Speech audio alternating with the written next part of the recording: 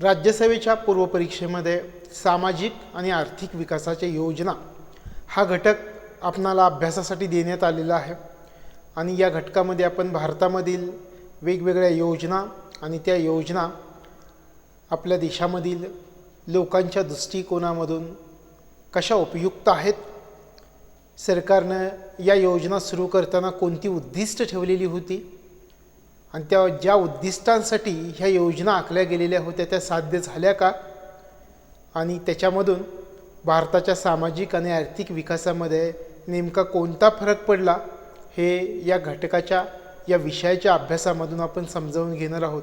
सुरुवातीला आपण भारताच्या जनगणनेपासून सुरुवात करूयात, म्हणजे ज्या घटकासाठी ह्या योजना राबवल्या जातात तो घटक सुरुवातीला समजावून घेऊया। सुरुवातीला आपण भारताची जनगणना समजावून घेणार आहोत। भारताच्या जनगणनेमध्ये 2011ची जनगणना आणि 2011च्या जनगणनेचा जर विचार केला तर ही जनगणना सलग 15वी जनगणना मानली जाते आणि स्वातंत्र्य प्राप्तीनंतरचा जर विचार केला तर 7वी जनगणना मानली जाते। स्वातंत्र्य प्राप्त पूर्वीच्या काळामध्ये लॉर्ड मेयोनं 1872मध्ये जनगणनेचे प्रयत्न केलेले होते। यानंतर सुरुवातीला जरी लॉर्ड मेयोने प्रयत्न केलेले असले तरीसुद्धा 1881मध्ये लॉर्ड रिपननं पूर्ण आकडेवारीसह जनगणना केली आणि यानंतर दर 10 वर्षांनी जनगणना करायला देशामध्ये सुरुवात झाली आणि स्वातंत्र्यानंतर भोर समिती नेमण्यात आली आणि या भोर समितीच्या शिफारशीनुसार जनगणनेची संपूर्ण जबाबदारी केंद्र सरकारने घेतली। यासाठी जनगणना कायदा 1948 संमत करण्यात आला। स्वतंत्र भारताची पहिली जनगणना 1951ला पार पडली। जनगणनेसाठी केंद्र शासन एका जनगणना आयुक्ताची नेमणूक करत असतं। जनगणना आयुक्त गृह मंत्रालयाअंतर्गत जनगणनेचे कामकाज पार पाडत असतात। देशाची आणि जम्मू काश्मीरची लोकसंख्येची घनता काढताना पाकव्याप्त काश्मीर आणि चीन व्याप्त काश्मीरचं क्षेत्रफळ आणि तेथील लोकसंख्या वगळली जाते हे या ठिकाणी लक्षात ठेवावं। 2011च्या जनगणनेला आपली जनगणना आपलं भविष्य असं नाव दिलं गेलेलं होतं। डॉक्टर सी चंद्रमौळी हे जनगणना आयुक्त होते। देशाच्या प्रथम नागरिक आणि तत्कालीन राष्ट्रपती सौ प्रतिभाताई पाटील यांच्या नोंदणीपासून जनगणनेला सुरुवात झाली। 2011च्या जनगणनेसोबतच एक राष्ट्रीय लोकसंख्या नोंदवही, ज्याला आपण नॅशनल पॉप्युलेशन रजिस्टर NPR असं म्हणतो, हे 2011च्या जनगणनेसोबत ही राष्ट्रीय लोकसंख्या नोंदवहीची निर्मिती करण्यात आली आणि ही जी राष्ट्रीय लोकसंख्या नोंदवही होती या नोंदवहीमध्ये घरांच्या नोंदणीसोबतच घरातील व्यक्तींची सविस्तर माहिती आणि 15 वर्षे वयापेक्षा जास्त वयांच्या व्यक्तींचा फोटो आणि बोटांचे ठसे असा डेटाबेस तयार करण्याचा निर्णय घेण्यात आला। यानंतर आपण 2011च्या जनगणना याविषयी सविस्तर माहिती समजावून घेऊयात। 9 फेब्रुवारी 2011 ते 28 फेब्रुवारी 2011च्या दरम्यान ही प्रत्यक्ष जनगणना केली गेली। बर्फाळ प्रदेशामध्ये जनगणना 11 ते 30 सप्टेंबर 2010मध्ये घेण्यात आली। 2011चा अहवाल टप्प्याटप्प्यामध्ये प्रकाशित केला गेला आणि ही प्रक्रिया 13 जानेवारी 2016ला पूर्ण झाली। 31 मार्च 2011ला गृह मंत्रालयामार्फत अंदाजित आकडेवारी जाहीर केली गेलेली होती। 20 मे 2013ला अंतिम आकडेवारी प्रकाशित करण्यात आली। मणिपूर राज्याचे आकडे प्रशासकीय कारणांमुळे 2001 आणि 2011मध्ये मणिपूर राज्यातील माओ मारम, पाओ माता आणि पुरुल हे जे उपविभाग होते या उपविभागांमध्ये जनगणना होऊ शकलेली नव्हती, यामुळे इथले आकडे अंदाजित होते। 2013मध्ये या उपविभागांमध्ये जनगणना घेण्यात आली आणि 7 जानेवारी 2014ला मणिपूरचं अंतिम आकडे प्रकाशित झालेले आहेत आणि अंतिम आकडे मणिपूरसह 26 ऑगस्ट 2015ला गृह मंत्रालयानं मणिपूरच्या आकड्यांमध्ये सुधारणा केली आणि 2011च्या जनगणनेचा सुधारित अंतिम अहवाल प्रकाशित केला। 26 ऑगस्ट 2015 या दिवशी गृह मंत्रालयानं 2011 मधील लोकसंख्येचे धर्मनिहाय आकडे प्रकाशित केले। वयवार आकडे 13 जानेवारी 2016ला 2011मधील लोकसंख्येचे वयवार आकडे प्रकाशित करण्यात आले. अशा प्रकारे आकडेवारी प्रकाशित करण्यात आली. यानंतर ग्रहगणना 2011 यामधील गणना केलेले टप्पे आपण समजावून घेऊयात. लोकांची गणना करण्यापूर्वी या टप्प्यामध्ये घरे, कुटुंबे, कुटुंबांमधील सुविधा आणि कुटुंब संपत्ती यांची गणना केली जाते. या गणनेमध्ये ही नोंद करण्यासाठी 34 प्रश्नांची एक प्रश्नावली तयार करण्यात आलेली होती. आता 2011मधील ग्रहगणनेमधील बदल काय आहेत हे आपण समजावून घेऊया. 2011मधील ग्रहगणनेमधील बदल जर लक्षात घेतले तर कॉम्प्युटर किंवा लॅपटॉप आहे का आणि इंटरनेट जोडणी आहे का हा नवीन प्रश्न टाकण्यात आला. टेलिफोन सुविधेमध्ये मोबाईल फोनचा समावेश करण्यात आला. शौचालय आहे का या प्रश्नाचा, घराच्या आवारामध्ये शौचालय आहे का आणि शौचालय प्रकार कोणता असे भाग पाडले गेले. सार्वजनिक शौचालयासाठी स्वतंत्र कोड देण्यात आला. नळाच्या स्रोतातून येणारं पिण्याचं पाणी प्रक्रिया केलेलं आहे अथवा नाही हा प्रश्न वाढविण्यात आला. स्वयंपाकासाठी वापरल्या जाणाऱ्या इंधनाच्या स्रोतांमध्ये LPGचा पर्याय वाढवण्यात आला. अशा प्रकारे आपल्याला या 2011मधील ग्रहगणनेमधील बदल म्हणून हे बदल सांगता येतील. याशिवाय ही ग्रहगणना पाहताना 2011च्या ग्रहगणनेचा जर विचार केला तर देशामध्ये एकूण घरं आहेत 33.8 कोटी. 77.1% घरांचा वापर राहण्यासाठी होत आहे आणि उर्वरित घरांचा वापर इतर कामांसाठी केला जात आहे. आता ज्यावेळी ग्रहगणना करण्यात आली या दरम्यान 0.4% घरं बंद आढळून आलेली होती. त्यानंतर कुटुंबाचा जर विचार केला, कुटुंब आणि कुटुंब सुविधांचा, तर देशातील कुटुंब आहेत 24.67 कोटी. यामध्ये ग्रामीण कुटुंब 16.78 कोटी आणि शहरी कुटुंब 7.88 कोटी. पेयजल स्रोत यांचा जर विचार केला तर 43.5% कुटुंबांच्या घरामध्ये नळाचं पाणी येत आहे. याशिवाय घरामध्ये नळांद्वारे प्रक्रियायुक्त पाणी येत आहे अशी 32% कुटुंब आहेत. याशिवाय ज्या घरांमध्ये लाईट आहे म्हणजे प्रकाशाचा स्रोत आहे अशी 67.3% कुटुंबांच्या घरापर्यंत वीज पोहोचलेली आहे असं दिसून आलेलं आहे. याशिवाय उजेडासाठी आपल्या देशामध्ये अजूनही केरोसिनचा वापर करणारे 31.4% कुटुंब दिसून आली. शौचालय सुविधा असणारी 46.9% कुटुंब देशामध्ये आहेत.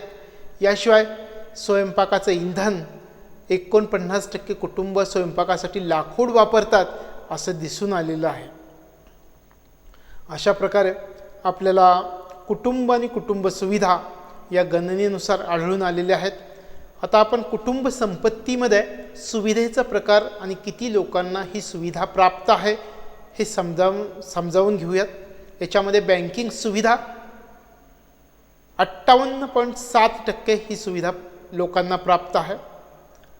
TV ची सुविधा 47.2% लोकांना प्राप्त आहे.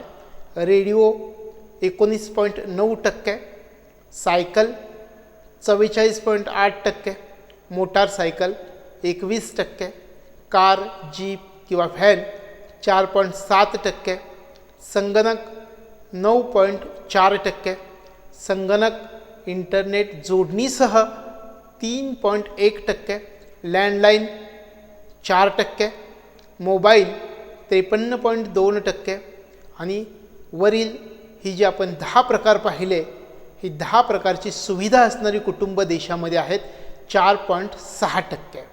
आणि ही ज्या 10 सुविधांपैकी एकही प्रकारची सुविधा नसणारी कुटुंब देशामध्ये आहेत 17.8%. अशा प्रकारे कुटुंब संपत्ती आपल्या देशामध्ये आहे.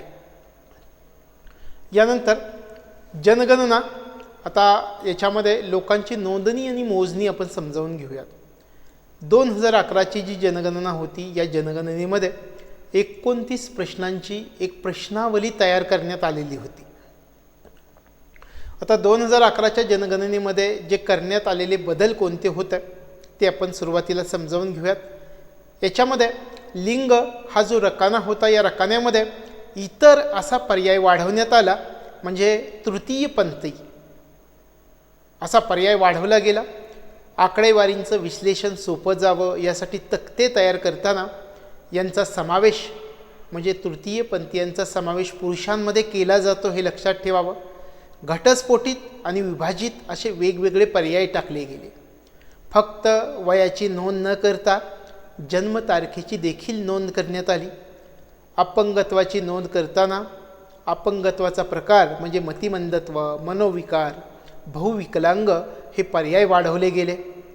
स्थलांतराची नोंद करताना लघुत्तम पर्याय आधी जिल्हा होता तो खेडे आणि याशिवाय शहर इथंपर्यंत करण्यात आला.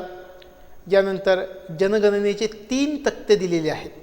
पहिल्या तक्त्यामध्ये 2001ची अंतिम आकडेवारी, दुसऱ्या तक्त्यामध्ये 2011ची तात्पुरती आकडेवारी आहे आणि तिसऱ्या तक्त्यामध्ये मात्र 2011ची अंतिम आकडेवारी दिली गेलेली आहे. अशा प्रकारे जनगणनेचे 3 तक्ते लक्षात ठेवावे.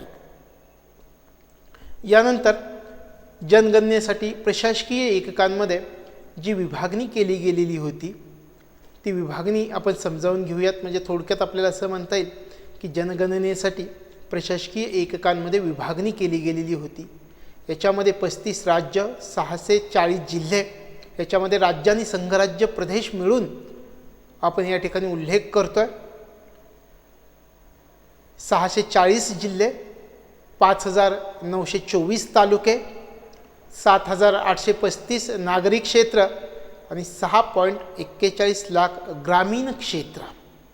खर्च याचा जर विचार केला तर 2011च्या जनगणनेला सुमारे 2200 कोटी रुपये खर्च आलेला होता. म्हणजे प्रति व्यक्ती 18.19 रुपये खर्च जनगणनेसाठी आलेला होता. त्यानंतर आता आपण 2011ची जी जनगणना झाली या जनगणनेचे अंतिम आकडे समजावून घेऊयात. याच्यामध्ये भारताची 2011 लोकसंख्या 121,08,54,977 होती. याच्यामध्ये 51.5% पुरुष आणि 48.5% स्त्रिया आहेत. 2001 ते 2011 हे जे दशक होतं या दशकामध्ये लोकसंख्या 17.7% वाढलेली दिसून आली. लोकसंख्येची घनता 382 झाली. लिंग गुणोत्तर 943 आहे आणि 0 ते 6 वर्ष वयोगटामधील लिंग गुणोत्तर 919 आहे. 7 वर्ष आणि वयावरील लोकसंख्येतील साक्षरता 72.98% झालेली आहे. 2001 ते 2011 या दशकामध्ये लोकसंख्या 17.7% म्हणजे 18.22 कोटींनी वाढलेली दिसून आली. ग्रामीण भागातील लोकांच्या संख्येचा जर विचार केला तर 83,47,48,852 म्हणजे 68.8% लोकसंख्या ग्रामीण भागामध्ये. आणि शहरी भागाचा जर विचार केला तर शहरी भागातील लोकांची संख्या 37,71,06,125 म्हणजे 31.2% एवढी शहरी भागातील लोकांची संख्या आहे.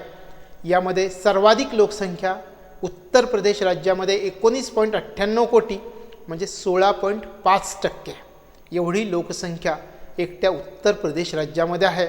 आणि महाराष्ट्राचा जर विचार केला तर 11.23 कोटी म्हणजे 9.3% लोकसंख्या महाराष्ट्रामध्ये आहे. सर्वात कमी लोकसंख्येचा जर विचार केला तर लक्षद्वीपची सर्वात कमी लोकसंख्या आहे. लक्षद्वीपची लोकसंख्या 64,473 आहे. आणि केंद्रशासित प्रदेश वगळले तर सर्वात कमी लोकसंख्या सिक्कीम राज्याची जी आहे ती 6,10,577 एवढी लोकसंख्या सिक्कीम राज्याची आहे.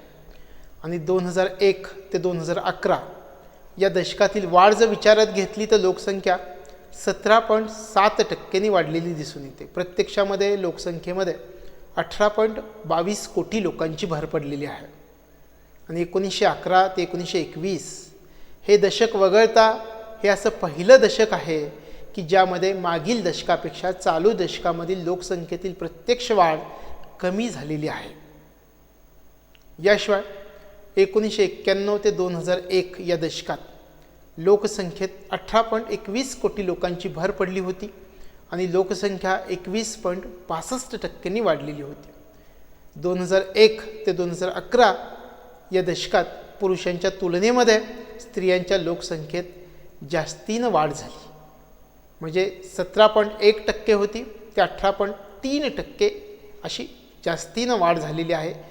आणि पुरुषांच्या तुलनेमध्ये स्त्रियांच्या लोकसंख्येतील वाढ दादरा आणि नगर हवेलीमधील सर्वाधिक 55.88% एवढी होती. या खालोखाल दीव दमनमध्ये 53.76% आणि हा वृद्धी दर सर्वात कमी नागालँडमध्ये -0.58% म्हणजे ऋणात्मक दर होता. नागालँडमधील लोकसंख्या 19.90 लाखांवरून 19.78 लाखांवरून झालेली आहे 2001 मधून 2011 या दशकामध्ये. आणि फक्त राज्यांचा जर विचार केला तर नवीन अहवालानुसार सर्वाधिक वाढ मणिपूर राज्यामध्ये 31.8% झालेली आहे. यानंतर आपण लोकसंख्येची घनता हा घटक समजावून घेऊयात. आंतरराष्ट्रीय दृष्ट्या जर विचार केला तर लोकसंख्येची सर्वात जास्त घनता सिंगापूरमध्ये आहे आणि ही घनता 7,301 एवढी आहे. आणि त्यानंतर हाँगकाँगचा क्रमांक लागतो. हाँगकाँगमध्ये 6,396 एवढी लोकसंख्येची घनता आहे. भारताचा जर विचार केला तर भारतामध्ये लोकसंख्येची घनता 382 आहे. भारतातील लोकसंख्येची घनता 1901चा जर विचार केला तर फक्त 77 एवढी होती आणि 1951 यामध्ये वाढ झाली आणि ती 117 झाली. 2001 325 होती आणि आत्ता 2011 भारतामध्ये लोकसंख्येची घनता 382 एवढी झाली. सर्वाधिक लोकसंख्येच्या घनतेचा जर विचार केला तर दिल्ली 11,320 आणि त्याच्या खालोखाल चंदीगड 9,258 एवढी लोकसंख्येची घनता मोठ्या प्रमाणामध्ये दिल्ली आणि चंदीगडमध्ये आढळून येते. आणि सर्वात कमी घनता या बाबतीत जर विचार केला तर ही सर्वात कमी घनता अरुणाचल प्रदेश राज्यामध्ये आहे आणि ती 17 एवढी आहे. केंद्रशासित प्रदेश वगळता फक्त राज्यांचा जर विचार केला तर 2001 सर्वाधिक घनता पश्चिम बंगालमध्ये 903 एवढी होते. आणि केंद्रशासित प्रदेश वगळता फक्त राज्यांचा विचार केला तर 2011 सर्वाधिक घनता बिहारमध्ये 1106 एवढी आहे. यानंतर भारतामधील लिंग गुणोत्तर याविषयी आपण माहिती समजावून घेऊयात. भारतामधील लिंग गुणोत्तर 1901 972 एवढं होतं. 1951 ते 946 झालं आणि 1991च्या जनगणनेमध्ये लिंग गुणोत्तर 927 आलेलं होतं. 2001 यामध्ये थोडीशी वाढ झाली आणि लिंग गुणोत्तर 933 झालं. आणि आता सध्या 2011चा जर विचार केला तर लिंग गुणोत्तर 943 एवढं आहे. लिंग गुणोत्तर वाढणं हा एक समाधानकारक बदल गेल्या 2 दशकामध्ये झालेला आहे असं आपल्याला म्हणता येईल. 2011 सर्वाधिक लिंग गुणोत्तर केरळ राज्यामध्ये होतं आणि ते 1084 एवढं लिंग गुणोत्तर होतं.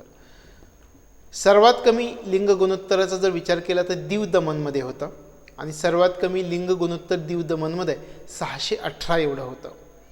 केंद्रशासित प्रदेश वगळता फक्त राज्यांचा जर विचार केला तर सर्वात कमी लिंग गुणोत्तर हरियाणामध्ये 879 एवढं आहे. अशा प्रकारे लिंग गुणोत्तर भारतामध्ये आहे.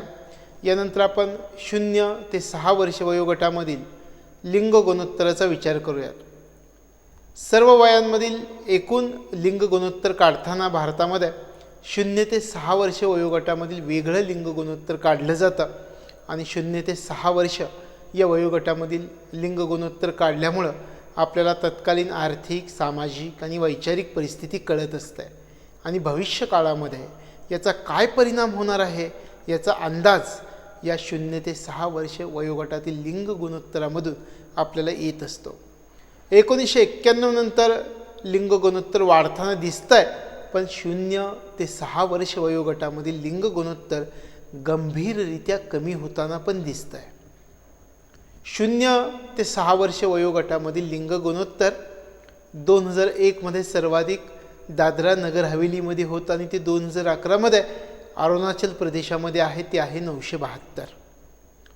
2011मधील तात्पुरत्या आकडेवारीनुसार सर्वाधिक लिंग गुणोत्तराचं प्रमाण आहे मिझोराममध्ये होतं, पण आता सध्या जो प्रकाशित झालेली अंतिम आकडेवारी आहे त्याच्यानुसार सर्वाधिक प्रमाण या अरुणाचल प्रदेशामध्ये आहे आणि ते 972 एवढं आहे. अशा प्रकारे 0 ते 6 वर्ष वयोगटामधील लिंग गुणोत्तर भारतामध्ये आहे. त्यानंतर साक्षरता याचा जर विचार केला तर भारतामध्ये 1951मध्ये 18.33% साक्षरता होती. स्वातंत्र्योत्तर काळामध्ये साक्षरतेमध्ये वाढ होत गेली आणि 2011मध्ये 72.98 एवढी साक्षरता झालेली आहे. यामध्ये पुरुषांमधील साक्षरता 80.88% आणि स्त्रियांमधील साक्षरता 64.63% एवढी आहे. पुरुष साक्षरता आणि स्त्री साक्षरता यांच्यामधील फरकाचा जर विचार केला तर 16.25%ची तफावत दिसून येते आणि 2001च्या तुलनेमध्ये 2011मध्ये साक्षरतेत 8.15% एवढी वाढ झालेली आहे. हे या ठिकाणी लक्षात ठेवावं लागेल. सर्वाधिक साक्षरतेचा जर विचार केला तर केरळ राज्यामध्ये सर्वाधिक साक्षरता 94% एवढी साक्षरता केरळ राज्यामध्ये आहे. सर्वात कमी साक्षरता बिहार राज्यामध्ये आहे, ते 61.8% आहे. पण 2001ची तुलना केली तर बिहारमधील साक्षरता वाढलेली आहे. 2001मध्ये बिहारमधील साक्षरता जर आपण विचारात घेतली तर यावेळी फक्त 47% साक्षरता होती. पण 2001 ते 2011 या दशकामध्ये या बिहारमधील साक्षरतेमध्ये वाढ झालेली आहे आणि ती 61.8% साक्षरता झालेली आहे. म्हणजेच या दशकामध्ये बिहारमधील साक्षरतेमध्ये 14.8% वाढ झालेली आहे असं आपल्याला म्हणता येईल. उत्तर प्रदेश आणि महाराष्ट्राची एकूण लोकसंख्या 2011मधील अमेरिकेच्या लोकसंख्येपेक्षा जास्त आहे, हे आपल्याला या ठिकाणी लक्षात ठेवायचं आहे. आणि लोकसंख्येच्या बाबतीमध्ये आणखी एक मुद्दा म्हणजे एकट्या उत्तर प्रदेशाच्या लोकसंख्येचा जर आपण विचार केला तर 2011मधील उत्तर प्रदेशाची लोकसंख्या ब्राझील या देशाच्या लोकसंख्ये एवढी आहे. अशा प्रकारे लोकसंख्या आणि साक्षरता याबद्दल आपल्याला माहिती सांगता येईल. यानंतर नागरी लोकसंख्या याबाबत आपण माहिती समजावून घेऊयात. सुरुवातीला हे नागरी लोकसंख्येचं जे प्रमाण वाढतं हे प्रमाण वाढण्याचं प्रमुख कारण काय हे आपल्याला समजावून घ्यावं लागेल. तर ज्यावेळी देशाचा आर्थिक विकास होत असतो त्यावेळी देशामध्ये नागरीकरणाचं प्रमाण वाढत असतं.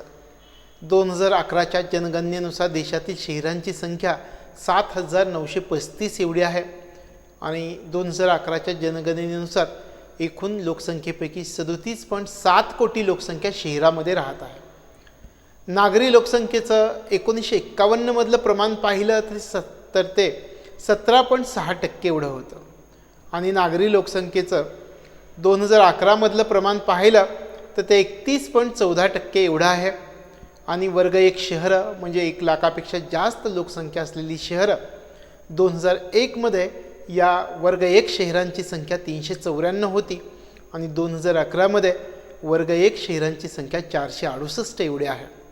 2011मध्ये वर्ग 1 शहरांमध्ये 26.5 कोटी लोक राहत होते आणि दशलक्षी शहरांचा जर आपण विचार केला तर 468 शहरांपैकी 53 शहरं दशलक्षी आहेत आणि एकूण लोकसंख्येमधील 13.3% लोक या 53 शहरांमध्ये राहत आहेत. एकूण नागरी लोकसंख्येमधील 42.6% लोक या 53 शहरांमध्ये राहतात आणि या 53 शहरांचं एकूण क्षेत्रफळ देशाच्या 0.2% एवढं आहे. दशलक्षी म्हणजे 10 लाखांपेक्षा जास्त लोकसंख्येची शहरं म्हणून आपण ओळखतो आणि या दशलक्षी शहरांमध्ये जे लोक राहतात ते 16.1 कोटी लोक या दशलक्षी शहरांमध्ये राहतात. दशलक्षी शहरांमध्ये नागरी लोकसंख्येमधील 42.6% लोक राहत आहेत. याशिवाय जर 53 दशलक्षी शहरं या शहरांपैकी 3 महाशहरं म्हणजे बृहन्मुंबई याची लोकसंख्या आहे 1.84 कोटी, दिल्ली याची लोकसंख्या आहे 1.63 कोटी आणि कोलकाता याची लोकसंख्या आहे 1.48 कोटी. या 3 महाशहरांमध्ये 4.88 कोटी लोक राहत आहेत. अशा प्रकारे दशलक्षी शहरांबद्दल आपल्याला परीक्षेच्या दृष्टीनं माहिती समजावून घेता येईल. आता आपण भारतामध्ये वयवार रचना पाहूयात. 2011ची जी जनगणना झालेली आहे त्यानुसार भारतामध्ये वयवार रचना कशी आहे, तर 0 ते 14 वर्ष वयोगट या वयोगटामधील लोक आहेत 29.1%. 15 ते 64 वर्ष वयोगटामधील लोक आहेत 65.4% आणि 65 वर्षावरील वयोगटामधील लोक आहेत 5.5%. म्हणजेच याचा अर्थ असा आहे की कार्यकारी गटामधील लोकसंख्या भारतामध्ये जास्त प्रमाणामध्ये आहे. अशा प्रकारे 2011च्या गणनेनुसार भारतामधील वयवार रचना आपल्याला समजावून घेता येईल. आता भारतामध्ये जी वयवार रचना आहे त्याचे काही अंदाज मांडण्यात आलेले आहेत आणि हे अंदाज आपण समजावून घेऊयात. सुरुवातीला 2011चे वयवार रचना आपण पाहिली. याशिवाय 2016चे अंदाज पण वर्तवण्यात आलेले आहेत आणि भारतामध्ये वयवार रचना 2016चा जो अंदाज आहे त्यामध्ये 0 ते 14 वर्ष वयोगटामधील लोक 26.8% राहणार आहेत. 15 ते 64 वर्ष वयोगटामधील लोक 67.1% राहणार आहेत आणि 65 वर्षावरील वयोगट 6.1% एवढा 2016मधला अंदाज वर्तवला गेलेला आहे. याशिवाय ज्याप्रमाणे 2016चा अंदाज वर्तवण्यात आलेला आहे त्याचप्रमाणे 2021चा पण अंदाज आहे. 2021नुसार 0 ते 14 वर्ष वयोगटामधील लोक 25.1%, 15 ते 64 वर्ष वयोगटामधील लोक 67.8% आणि 65 वर्षावरील वयोगट 7.1% एवढा राहणार आहे. म्हणजे भारतामध्ये वयवार रचना 2021चा हा अंदाज आहे आणि 2026चा जो अंदाज वर्तवण्यात आलेला आहे त्यामध्ये 0 ते 14 वर्ष वयोगटामधील लोक 23.3%, 15 ते 64 वर्ष वयोगटामधील लोक 68.4% आणि 65 वर्ष वयावरील गट 8.3% राहणार आहे. अशा प्रकारे हे अंदाज वर्तवण्यात आलेले आहेत. TGPP म्हणजे technical group in population projection या गटाच्या पाहणीनुसार. म्हणजे थोडक्यात या गटानं जी पाहणी केली त्याच्यानुसार जर आपण निष्कर्ष लावले तर पुढच्या कालावधीमध्ये 2026पर्यंत भारतातील कार्यकारी गटातील लोकसंख्या जास्त राहणार आहे असं आपल्याला दिसून येतं. उदाहरणार्थ 2011मध्ये आपण पाहिलं की 15 ते 64 वर्ष वयोगटामधील 65.4%, 2016मधला अंदाज होता 67.1% आणि 2021मध्ये अंदाज वर्तवण्यात आलेला आहे 67.8% आणि 2026मधला जो अंदाज आहे 15 ते 64 वर्ष वयोगटामधील तो 68.4%. म्हणजे भारतातील कार्यकारी गटामधील लोकसंख्या सातत्यानं वाढणार आहे असं आपल्याला या technical group in population projection या गटाने केलेल्या पाहणीनुसार भारतामधील वयवार रचनेच्या अंदाजामध्ये वर्तवण्यात आलेलं आहे असं दिसून येतं. आणि 2026मध्ये आपण 68.4% होईल असा अंदाज व्यक्त केलेला आहे आणि कार्यकारी गटातील लोकसंख्या भारतामध्ये सर्वात जास्त राहील असा अंदाज या गटाने व्यक्त केलेला आहे आणि याला डेमोग्राफिक डिव्हिडंड असं म्हटलं गेलेलं आहे. यानंतर आपण एज पिरॅमिड ही संज्ञा समजावून घेणार आहोत की एज पिरॅमिड ही संज्ञा कशाशी संबंधित आहे. लोकसंख्येचं व्यवस्थित आकलन झालं पाहिजे यासाठी लोकसंख्येची वयोगटानुसार जी विभागणी केली जाते आणि त्यांचा विशिष्ट आलेख तयार केला जातो आणि हा जो आलेख तयार केला जातो हा आलेख शंकूप्रमाणे असतो म्हणून त्यांना एज पिरॅमिड असं म्हटलं जातं. लोकसंख्येचं व्यवस्थित आकलन होण्यासाठी लोकसंख्येची केलेली वयोगटानुसार विभागणी आणि त्यांचा विशिष्ट आलेख जो तयार केला जातो त्याची रचना असते शंकूप्रमाणे म्हणून त्यांना एज पिरॅमिड म्हणून ओळखलं जातं. यानंतर आपण भारताचं लोकसंख्याविषयक धोरण समजावून घेऊयात. भारतामध्ये कुटुंब नियोजन कार्यक्रमाची सुरुवात झाली 1952मध्ये आणि 1952मध्ये कुटुंब नियोजनाचा कार्यक्रम सुरू करणारा भारत हा जगातील पहिला देश समजला जातो.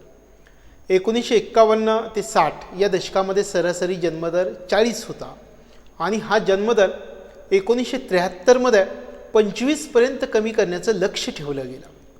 1973मध्ये जन्मदर 34.6% होता, म्हणजे जे लक्ष ठेवण्यात आलेलं होतं ते लक्ष साध्य झालेलं नव्हतं। 1966मध्ये कुटुंब नियोजन विभागाची निर्मिती करण्यात आली। यानंतर आपण नॅशनल हेल्थ पॉलिसी याविषयी माहिती समजावून घेऊयात। 1983मध्ये नियोजन आयोगानं लोकसंख्याविषयक कार्यगटाची रचना केली। लोकसंख्याविषयक कार्यगटाच्या सल्ल्यानुसार 1983मध्ये राष्ट्रीय आरोग्य धोरण म्हणजे नॅशनल हेल्थ पॉलिसी जाहीर केली गेली आणि नॅशनल हेल्थ पॉलिसी या धोरणामध्ये जी लक्ष्य ठरवण्यात आलेली होती त्याच्यामध्ये ही जी लक्ष्य होती ती 6व्या पंचवार्षिक योजनेमध्ये उद्दिष्टित होती। या लक्ष्यांमध्ये जन्मदर 1990 अखेर 27 करणं, जन्मदर 2000 अखेर 21 करणं, निव्वळ प्रजनन दर 2000 अखेर 1 करणं, 2000 अखेर मृत्यूदर 9 करणं, शिशु मृत्यूदर 2000 अखेर 60पेक्षा कमी करणं, कुटुंब नियोजनाच्या पद्धती वापरणाऱ्या कुटुंबांची संख्या 60पेक्षा कमी करणं, 8व्या योजना काळामध्ये 1997 अखेर 26 जन्मदर गाठणं, प्रत्यक्षात 1997मधील जन्मदर 24.4 होता। योजना काळामधील लोकसंख्याविषयक धोरणांचा जर विचार केला तर योजना काळामध्ये 1983 आणि 2000 अशी 2 वेळा राष्ट्रीय लोकसंख्या धोरणं आखण्यात आलेली होती। त्यानंतर 1976 आणि 77ची धोरणं, 1976मध्ये राष्ट्रीय लोकसंख्याविषयक धोरण आणि 1977मध्ये कुटुंब कल्याण कार्यक्रमाविषयक धोरणाची घोषणा करण्यात आलेली होती। यानंतर 1976च्या पूर्वी कुटुंब नियोजन कार्यक्रम स्वयंचलित स्वरूपाचा होता। या ठिकाणी आपण उल्लेख केलेला होता की 1976मध्ये राष्ट्रीय लोकसंख्याविषयक धोरण आणि 1977मध्ये कुटुंब कल्याण कार्यक्रमविषयक धोरणाची घोषणा करण्यात आली। तर 1976 पूर्वी कुटुंब नियोजन कार्यक्रम कसा होता हे जर विचारलं तर 1976च्या पूर्वी कुटुंब नियोजन कार्यक्रम स्वयंचलित स्वरूपाचा होता आणि 1976च्या घोषणेमध्ये आर्थिक विकासामध्ये लोकसंख्या मोठ्या प्रमाणामध्ये बाधक ठरू शकते असा इशारा दिला गेलेला होता। म्हणजे या ठिकाणी हे जे घोषणा करण्यात आलेली होती, इशारा देण्यात आलेला होता, इशारा आपल्याला लक्षात ठेवावा लागेल की कोणत्या घोषणेमध्ये आर्थिक विकासामध्ये लोकसंख्या मोठ्या प्रमाणामध्ये बाधक ठरू शकते असा इशारा दिला गेलेला होता। तर 1976च्या घोषणेमध्ये आर्थिक विकासामध्ये लोकसंख्या मोठ्या प्रमाणामध्ये बाधक ठरू शकते असा इशारा दिला गेलेला होता आणि 1976च्याच धोरणामध्ये लोकसंख्या नियंत्रणाचं आणि पर्यायानं कुटुंब नियोजनाचं महत्त्व नमूद केलं गेलेलं होतं। यानंतर राष्ट्रीय लोकसंख्या धोरण 1983, ज्याला आपण नॅशनल पॉप्युलेशन पॉलिसी 1983 या नावानं ओळखतो। पहिलं राष्ट्रीय लोकसंख्या धोरण 1983मध्ये या पहिल्या राष्ट्रीय लोकसंख्या धोरणाची जाहीर केलं गेलं आणि 1983च्या धोरणामध्ये लहान कुटुंब आणि लोकसंख्या स्थिरीकरण या दृष्टीनं प्रयत्न केले गेले। आता यानंतर करुणाकरण समिती आपल्याला समजावून घ्यावी लागेल। आता राष्ट्रीय विकास परिषदेनं या समितीची स्थापना केलेली होती। म्हणजे सुरुवातीला करुणाकरण समितीची स्थापना कोणामार्फत करण्यात आलेली होती हे आपल्या लक्षामध्ये येईल। राष्ट्रीय विकास परिषदेनं या करुणाकरण समितीची स्थापना 1991मध्ये लोकसंख्याविषयक धोरण ठरवण्यासाठी केलेली होती आणि या करुणाकरण समितीनं लोकसंख्या धोरणांची अंमलबजावणी प्रभावीपणे झाली पाहिजे यासाठी धोरणात्मक कार्यक्रम राबवावा असा सल्ला दिलेला होता। म्हणजे करुणाकरण समितीचा हा सल्ला महत्त्वाचा होता। लोकसंख्या धोरणांची प्रभावीपणे अंमलबजावणी झाली पाहिजे आणि यासाठी धोरणात्मक कार्यक्रम राबवणं गरजेचं आहे असा सल्ला या करुणाकरण समितीनं दिलेला होता। यानंतर डॉक्टर M.S. स्वामीनाथन समिती महत्त्वाची आहे। या डॉक्टर M.S. स्वामीनाथन समितीची नेमणूक झालेली होती 1993मध्ये आणि या समितीनं संसदेनं राष्ट्रीय लोकसंख्या धोरणाचा मसुदा संमत केला। आता या ठिकाणी राष्ट्रीय लोकसंख्या धोरण 2000 जाहीर करण्यात आलेलं होतं। आता आपल्याला या ठिकाणी समजावून घ्यायचं की डॉक्टर M.S. स्वामीनाथन समिती जी 1993 नेमण्यात आलेली होती, या समितीच्या शिफारशीनुसार संसदेनं राष्ट्रीय लोकसंख्या धोरण या धोरणाचा मसुदा संमत केला आणि राष्ट्रीय लोकसंख्या धोरण 2000 जाहीर करण्यात आलं. आता आपण राष्ट्रीय लोकसंख्या धोरण 2000 समजावून घेऊयात. राष्ट्रीय लोकसंख्या धोरण जाहीर झालं 15 फेब्रुवारी 2000ला आणि या राष्ट्रीय लोकसंख्या धोरणाची प्रमुख उद्दिष्ट होती 2 मुलांसाठी प्रसार करणं, 2045पर्यंत लोकसंख्या स्थिरीकरण करणं, याशिवाय संतती नियमन, आरोग्य, पायाभूत सुविधा आणि आरोग्य सेवकांची गरज भागवणं.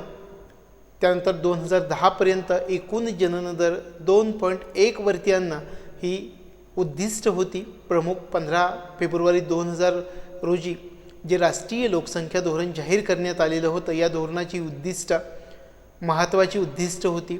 यानंतर 42वी घटनादुरुस्ती आपल्याला समजावून घ्यावी लागेल की या 42व्या घटनादुरुस्तीनं 2001पर्यंत जागा वाटप करण्यासाठी 1971ची लोकसंख्या विचारामध्ये घेतली जात असे.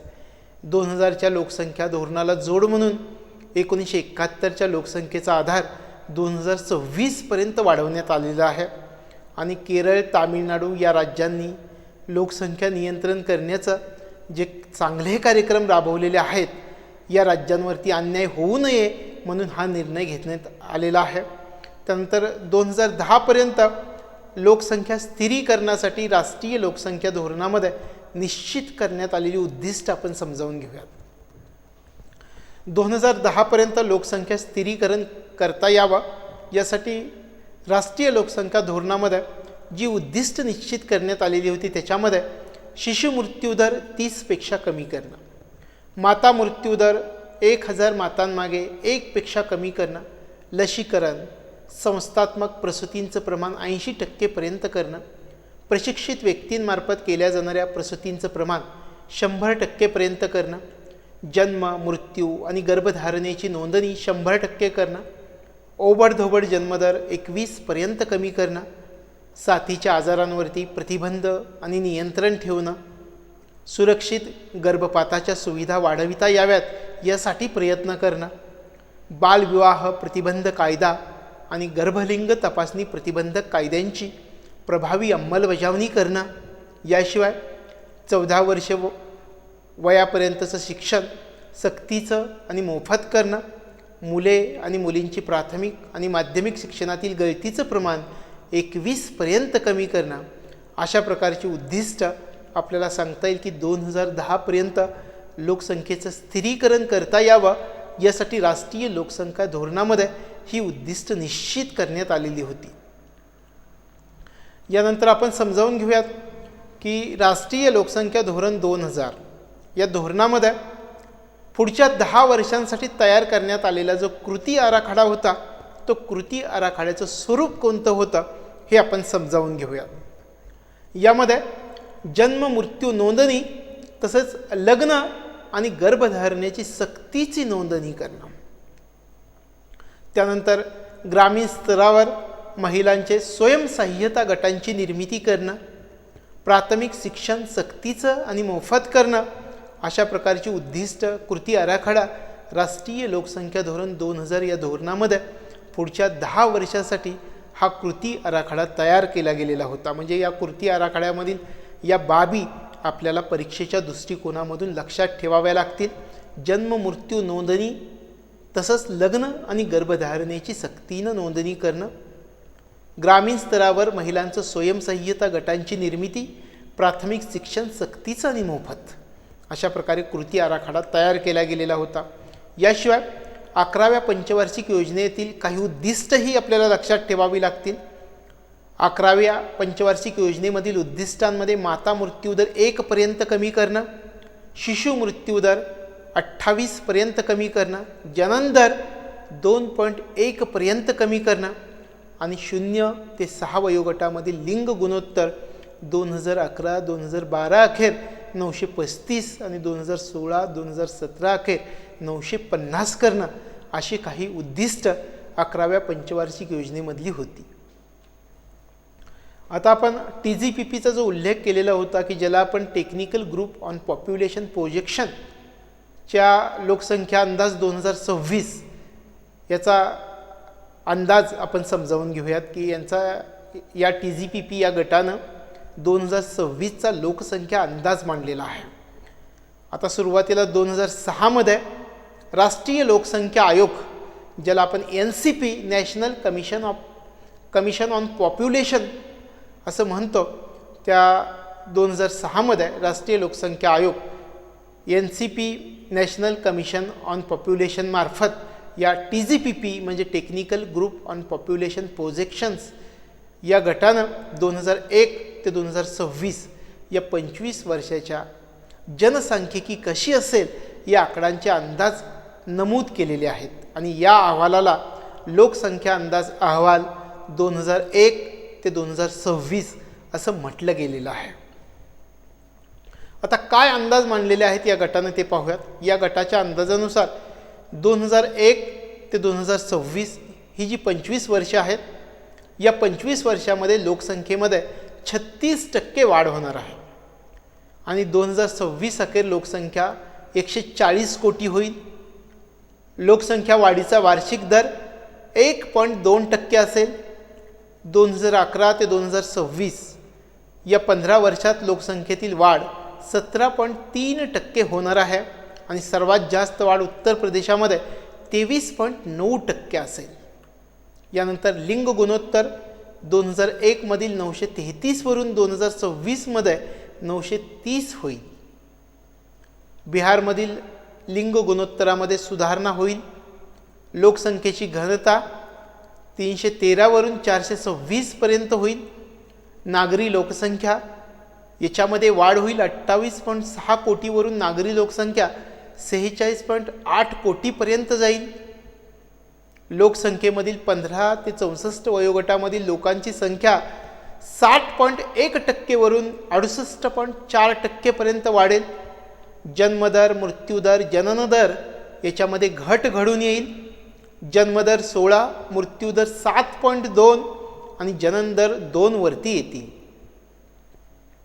जननदराचं 2011 ते 2015 मध्ये 2.3 ऐवजी अलीकडे 2015 अखेर 2.1 एवढं जननदराचं उद्दिष्ट ठेवलं गेलेलं आहे.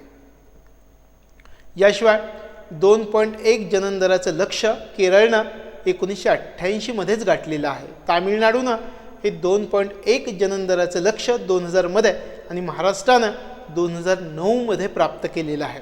याशिवाय केरळचा जननदर सध्या 1.8 एवढा असून महाराष्ट्राचा 1.9 एवढा आहे. उत्तर प्रदेश या राज्याचा जननदर 3.9 एवढा आहे आणि 2.1चं लक्ष उत्तर प्रदेशाला गाठायला 2027 वर्षे येईल असे अंदाज वर्तवले गेलेले आहेत. अशा प्रकारे आपल्याला या गटानं technical group on populations projections या गटानं लोकसंख्या अंदाज 2026 हे अंदाज या पद्धतीनं मांडलेले आहेत आणि या पद्धतीनं परीक्षेच्या दृष्टिकोनातून हे अंदाज आपल्याला लक्षामध्ये ठेवावे लागणार आहेत. यानंतर महाराष्ट्राची लोकसंख्या याबाबत आपण माहिती समजावून घेऊयात. 2011ची जी जनगणना झाली या जनगणनेनुसार उत्तर प्रदेश राज्यानंतर महाराष्ट्राचा लोकसंख्येच्या बाबतीमध्ये दुसरा क्रमांक लागतो. महाराष्ट्रात देशामधील 9.29% लोकसंख्या महाराष्ट्रामध्ये राहते. यामध्ये जर सर्वात जास्त लोकसंख्येच्या जिल्ह्याचा जर आपण विचार केला तर महाराष्ट्रात सर्वात जास्त लोकसंख्या असलेला जिल्हा ठाणे आहे आणि ठाणे जिल्ह्यात राज्यातली 9.84% लोकसंख्या राहते. ठाण्याच्या खालोखाल पुणे 8.39% आणि मुंबई उपनगर 8.30% या जिल्ह्यांचा क्रमांक लागतो. महाराष्ट्रामधील सर्वात कमी लोकसंख्येच्या जिल्ह्याचा जर विचार केला तर महाराष्ट्रामध्ये सर्वात कमी 0.76% लोकसंख्या सिंधुदुर्गमध्ये राहते आणि सिंधुदुर्गनंतर सर्वात कमी लोकसंख्या गडचिरोली जिल्ह्यामध्ये 0.95% एवढी आहे. सिंधुदुर्गनंतर हिंगोली जिल्ह्यामध्ये 1.5% लोकसंख्या राहते. यानंतर आपण सर्वात जास्त आणि सर्वात कमी पुरुष लोकसंख्या असणारा जिल्हा कोणता आहे ते समजावून घेऊयात. सर्वात जास्त पुरुष लोकसंख्या ठाणे जिल्ह्यामध्ये 10.7% एवढी आहे आणि पुरुष लोकसंख्येच्या बाबतीमध्ये शेवटचा क्रमांक लागतो सिंधुदुर्ग जिल्ह्याचा, जो 0.71% एवढा आहे.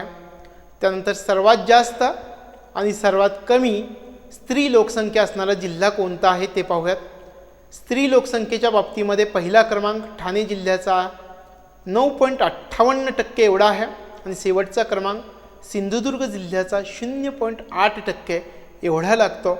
अशा प्रकारे सर्वात जास्त आणि सर्वात कमी स्त्री लोकसंख्या असणारा जिल्हा म्हणून ठाणे आणि सिंधुदुर्ग जिल्ह्याला ओळखलं जातं. आणि 1 कोटीपेक्षा जास्त लोकसंख्या असणारा जिल्हा याचा जर आपण विचार केला तर महाराष्ट्रामध्ये 1 कोटीपेक्षा जास्त लोकसंख्या असणारा एकच ठाणे जिल्हा 1.1 कोटी लोकसंख्या आहे. यानंतर आपण 2001 ते 2011 या दशकामधील लोकसंख्या वाढ समजावून घेऊयात. भारतामध्ये 2001 ते 2011 या 10 वर्षामध्ये, या दशकामध्ये लोकसंख्येमधील जी वाढ झालेली आहे ती 17.64% एवढी आहे. आणि महाराष्ट्रातील वाढीचा दर जर पाहिला तर 15.99% एवढा या दशकातील वाढ आहे. आणि दशकातील वाढीच्या बाबतीमध्ये महाराष्ट्राचा जर विचार केला तर महाराष्ट्राचा देशामध्ये 21वा क्रमांक लागतो. यानंतर महाराष्ट्रामधील सर्वात जास्त आणि सर्वात कमी वृद्धी दर असणारे जिल्हे आपण समजावून घेऊयात. महाराष्ट्रामध्ये दशकातील वाढ सर्वात जास्त ठाणे जिल्ह्यामध्ये झाली, ती होती 35.94%. ठाणे जिल्ह्यानंतर पुणे 30.34% आणि यानंतर औरंगाबाद जिल्ह्यामध्ये वाढ झालेली होती. अशा प्रकारे सर्वात जास्त वृद्धी दर या जिल्ह्यांमध्ये महाराष्ट्रामध्ये होता. त्यानंतर दशकातील सर्वात कमी वृद्धी दर मुंबई शहर जिल्ह्यामध्ये आहे. मुंबई शहराचा जर विचार केला तर मुंबई शहरामध्ये ऋणात्मक दरानं -7.6% आणि मुंबईनंतर रत्नागिरी जिल्ह्याचा क्रमांक लागतो -4.8% आणि यानंतर सिंधुदुर्ग -2.2% क्रमांक आहे. म्हणजे ऋणात्मक दरानं वृद्धी दर वाढलेला आहे. अशा प्रकारे आपल्याला महाराष्ट्रातील सर्वात जास्त आणि सर्वात कमी वृद्धी दर असणारे जिल्हे म्हणून या जिल्ह्यांचा उल्लेख परीक्षेच्या दृष्टीनं महत्त्वाचा आहे. यानंतर भारतातील आणि महाराष्ट्रातील लोकसंख्येची घनता आपण समजावून घेऊयात. भारतामध्ये लोकसंख्येची घनता 385 आहे आणि महाराष्ट्रामध्ये लोकसंख्येची घनता 365 आहे. 2001 मधला राज्याचा विचार केला तर महाराष्ट्रामधील राज्यातील घनता 2001 मध्ये 315 होती आणि लोकसंख्येच्या घनतेबाबत महाराष्ट्र देशामध्ये 17व्या क्रमांकावरती आहे, हे लक्षामध्ये ठेवावं. महाराष्ट्रामध्ये सर्वाधिक लोकसंख्येची घनता मुंबई उपनगर या जिल्ह्यामध्ये आहे, ती आहे 20,890 एवढी. आणि मुंबई उपनगर या जिल्ह्याच्या खालोखाल मुंबई शहराची घनता येते, ही घनता आहे 19,652 एवढी घनता या मुंबई शहरामध्ये आहे. आणि सर्वात कमी लोकसंख्येच्या घनतेचा जर विचार केला तर गडचिरोली जिल्ह्याचा क्रमांक लागतो. सर्वात कमी लोकसंख्येची घनता गडचिरोली जिल्ह्यामध्ये 74 एवढी आहे. गडचिरोली जिल्ह्यानंतर सिंधुदुर्ग 163 आणि चंद्रपूर 192 या जिल्ह्यांचा क्रमांक लागतो. अशा प्रकारे भारतातील आणि महाराष्ट्रातील लोकसंख्येची घनता आपल्याला समजावून घेता येईल. यानंतर भारतामधील आणि महाराष्ट्रामधील नागरी लोकसंख्येचं प्रमाण आपण समजावून घेऊयात. भारतामध्ये नागरी लोकसंख्येच्या प्रमाणाचा विचार केला तर 31.2% एवढं प्रमाण आहे आणि महाराष्ट्रामध्ये नागरी लोकसंख्येच्या प्रमाणाचा जर आपण विचार केला तर हे प्रमाण 45.2% एवढं प्रमाण आहे. 2001 मध्ये नागरी लोकसंख्येचं प्रमाण 42.2% होतं. म्हणजे हे प्रमाणामध्ये वाढ झालेली आहे. सध्या 45.2% आहे. 2001 ते 11 या दशकामध्ये राज्यांच्या बाबतीत महाराष्ट्राचा नागरी लोकसंख्येच्या बाबतीत दुसरा क्रमांक लागतो. मुंबई शहर आणि मुंबई उपनगर ही 2 शहरं 100% नागरी लोकसंख्या असलेली जिल्हे आपल्या महाराष्ट्र राज्यामध्ये आहेत. यानंतर महाराष्ट्रामधील 10 लाखापेक्षा जास्त लोकसंख्या असलेली शहरं आपण समजावून घेऊयात. महाराष्ट्रामध्ये 10 लाखापेक्षा जास्त लोकसंख्या असलेली शहरं 6 आहेत. यामध्ये बृहन्मुंबई, पुणे, नागपूर, नाशिक, औरंगाबाद, वसई, विरार महानगरपालिका या शहरांमध्ये राज्यातील 26.6% लोकसंख्या राहते. आता या ठिकाणी आपण 6 शहरं म्हटलं, बृहन्मुंबई, पुणे, नागपूर, नाशिक, औरंगाबाद, वसई, विरार महानगरपालिका. या 6 शहरांमध्ये राज्यातली 26.6% लोकसंख्या राहत आहे आणि 58.9% नागरी लोकसंख्या महाराष्ट्रामधली या 6 शहरांमध्ये राहत आहे. अशा प्रकारे महाराष्ट्रातील 10 लाखांपेक्षा जास्त लोकसंख्या असलेली ही 6 शहरं आहेत. त्यानंतर सर्वात कमी नागरी लोकसंख्या असलेल्या जिल्ह्याचा जर आपण विचार केला तर गडचिरोली जिल्हा सर्वात कमी नागरी लोकसंख्या 11% एवढी नागरी लोकसंख्या या गडचिरोली जिल्ह्यामध्ये आहे. भारतामधील आणि महाराष्ट्रामधील लिंग गुणोत्तराचा जर विचार केला तर 2011 नुसार भारतामधील लिंग गुणोत्तर 940 आहे आणि महाराष्ट्राचं लिंग गुणोत्तर 929 आहे. म्हणजे भारतापेक्षा महाराष्ट्रामधील लिंग गुणोत्तराचं प्रमाण कमी आहे आणि महाराष्ट्राचा देशामध्ये या लिंग गुणोत्तराच्या बाबतीमध्ये 22वा क्रमांक लागतो. 2001 मध्ये महाराष्ट्राचा देशात 19वा क्रमांक लागत होता. तो क्रमांक आता खाली आलेला आहे, हे आपल्याला लक्षात ठेवावं लागेल. महाराष्ट्रामधील सर्वात जास्त लिंग गुणोत्तर असलेल्या जिल्ह्यांचा जर आपण विचार केला त्याच्यामध्ये रत्नागिरी, सिंधुदुर्ग आणि गोंदिया जिल्ह्यांचा आपल्याला उल्लेख करावा लागेल. रत्नागिरी लिंग गुणोत्तराचं प्रमाण आहे 1122, सिंधुदुर्गमध्ये 1036 आणि गोंदियामध्ये 996. अशा प्रकारे महाराष्ट्रातील सर्वात जास्त लिंग गुणोत्तर असलेले हे जिल्हे आहेत रत्नागिरी, सिंधुदुर्ग आणि गोंदिया. यानंतर महाराष्ट्रामधील सर्वात कमी लिंग गुणोत्तर असलेल्या जिल्ह्यांचा जर विचार केला तर याच्यामध्ये मुंबई शहर, मुंबई उपनगर आणि ठाणे या जिल्ह्यांचा आपल्याला विचार करावा लागणार आहे. याच्यामध्ये मुंबई शहराचा जर विचार केला तर 832, मुंबई उपनगर 860 आणि ठाणे 880. अशा प्रकारे महाराष्ट्रातील सर्वात कमी लिंग गुणोत्तर असलेले जिल्हे आणि या जिल्ह्यांना ओळखलं जातं. 2001चा जर विचार केला तर 2001 मध्ये मुंबई शहराचं लिंग गुणोत्तर 777 होतं. म्हणजे आता 2011 मध्ये या लिंग गुणोत्तरामध्ये वाढ झालेली दिसून येते, तरीसुद्धा त्या प्रमाणामध्ये ते कमीच आहे असं आपल्याला म्हणता येईल.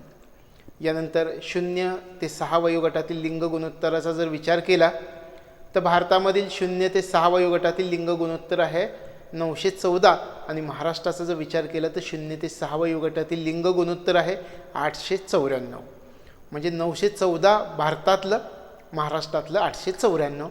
म्हणजे महाराष्ट्रातील प्रमाण कमी आहे भारताच्या तुलनेमध्ये. 2001 मध्ये महाराष्ट्रातील 0 ते 6 वयोगटातील लिंग गुणोत्तर 913 एवढं होतं. म्हणजे 2001च्या तुलनेमध्ये 2011 मध्ये महाराष्ट्रातील 0 ते 6 वयोगटातील लिंग गुणोत्तर कमी झालेलं आहे, अशी चिंताजनक गोष्ट आपल्याला दिसून येत आहे. 0 ते 6 वयोगटातील लिंग गुणोत्तराबाबत महाराष्ट्राचा क्रमांक लागतो 27वा आणि 0 ते 6 वयोगटातील लिंग गुणोत्तराबाबत महाराष्ट्राचा खालून क्रमांक कितवा लागतो हे जर विचार केला तर खालून क्रमांक आहे 9वा. त्यानंतर 2001 ते 2011 या दशकामध्ये बालिकांच्या लोकसंख्येमध्ये 2,73,000ची घट झालेली दिसून येत आहे आणि महाराष्ट्रामध्ये 1000 बालकांमागं 30 बालिकांची घट झालेली दिसून येत आहे. अशा प्रकारे चिंताजनक गोष्ट ही आपल्या दृष्टिकोनामधून आहे आणि याच्यामध्ये वाढ होणं निश्चितच आपल्या दृष्टीनं फायद्याचं ठरणार आहे. यानंतर 0 ते 6 वयोगटामधील सर्वात जास्त लिंग गुणोत्तर असलेले जिल्हे आपण समजावून घेऊयात. याच्यामध्ये 0 ते 6 वयोगटामधील सर्वाधिक लिंग गुणोत्तर गडचिरोली जिल्हा 961 आणि यानंतर गोंदिया जिल्हा 956. अशा प्रकारे हे 0 ते 6 वयोगटामधील सर्वाधिक लिंग गुणोत्तर असणारे जिल्हे गडचिरोली 961 आणि गोंदिया 956. सर्वात कमी लिंग गुणोत्तर असणाऱ्या जिल्ह्यांचा जर विचार केला तर बीड जिल्हा 807, यानंतर जळगाव 842 आणि यानंतर अहमदनगर असा क्रम सर्वात कमी लिंग गुणोत्तराबाबत लागतो. म्हणजे 0 ते 6 वयोगटातील सर्वात जास्त लिंग गुणोत्तर आणि सर्वात कमी लिंग गुणोत्तर हे आपण असणारे जिल्हे आपल्या परीक्षेच्या दृष्टिकोनामधून महत्त्वाचे आहेत. यानंतर भारतातील आणि महाराष्ट्रातील साक्षरतेबद्दल आपण विचार करूयात. देशामध्ये 2011 मध्ये साक्षरतेचं प्रमाण 74.4% होतं आणि राज्यामध्ये ते 82.34% आहे. पुरुषामधील साक्षरतेचा विचार केला तर पुरुषामधील साक्षरता 88.4% आणि स्त्रियांमधील साक्षरता 75.9% एवढी आहे. पुरुषांमधील साक्षरता आणि स्त्रियांमधील साक्षरता यामध्ये 12.5%चा फरक आहे आणि साक्षरतेच्या बाबतीमध्ये महाराष्ट्राचा देशामध्ये 12वा क्रमांक लागतो. याशिवाय 2001मध्ये हाच क्रमांक महाराष्ट्राचा देशामध्ये 10वा क्रमांक होता, म्हणजे क्रमांक खाली आलेला आहे. महाराष्ट्रातील सर्वात जास्त साक्षरता असलेल्या जिल्ह्यांचा जर आपण विचार केला तर सर्वाधिक साक्षरता दर मुंबई उपनगर 89.90% एवढा आहे आणि यानंतर मुंबई शहराचा क्रमांक लागतो. सर्वात कमी साक्षरता दर नंदुरबार जिल्ह्यात 64.4% आहे. राज्यामध्ये स्त्री आणि पुरुष साक्षरतेच्या दरातील तफावत कमी होताना दिसत आहे, हे या ठिकाणी आपल्याला दिसून येत आहे. यानंतर आपण राष्ट्रीय लोकसंख्या नोंदवही ही संकल्पना समजावून घेऊयात. भारतीय नागरिकांच्या कायमच्या रहिवाशाच्या नोंदीसाठी भारत शासनामार्फत निर्माण करण्यात येत असलेली वही म्हणून या राष्ट्रीय लोकसंख्या नोंदवहीला ओळखलं जातं.